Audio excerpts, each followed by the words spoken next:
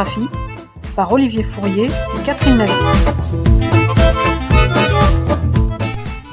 Programme d'histoire, classe de 6e.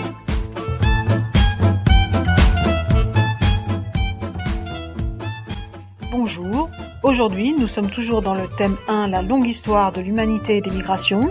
Après avoir vu le premier sous-thème, les débuts de l'humanité, et le second, la révolution néolithique, il nous reste aujourd'hui à voir le dernier sous-thème qui s'intitule Premiers États, et donc nous attacher à découvrir les premières civilisations.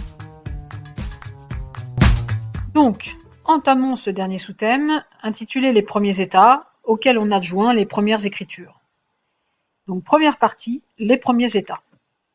L'agriculture se développe en Mésopotamie et le long du Nil en Égypte.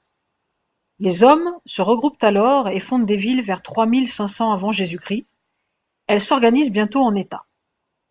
Des cités-États apparaissent dans le pays de Sumer, c'est-à-dire la Mésopotamie, le croissant fertile. Tandis qu'en Égypte, des villes se regroupent et forment un empire. Deuxième partie, l'organisation des premiers États. Les premiers États sont gouvernés par des rois. Ils sont entourés d'administrateurs et de soldats. En Égypte, le roi est appelé pharaon.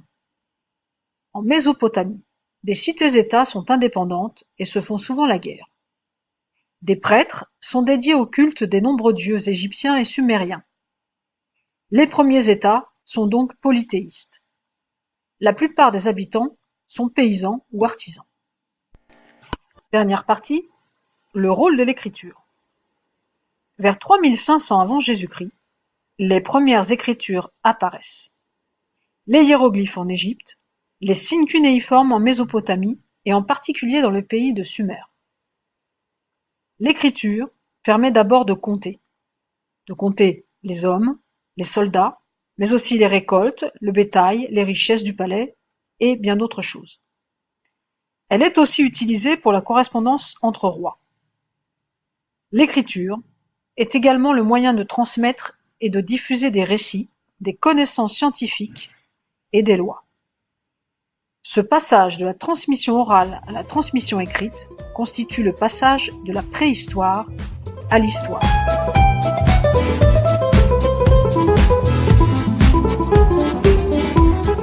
Voilà, la lecture de ce dernier sous-thème du grand thème des débuts de l'humanité est terminée. Je vous renvoie à votre cours sur histographie ou dans votre cahier pour approfondir ou avoir plus de renseignements sur ces débuts de l'humanité. Et je vous dis à bientôt sur histographie.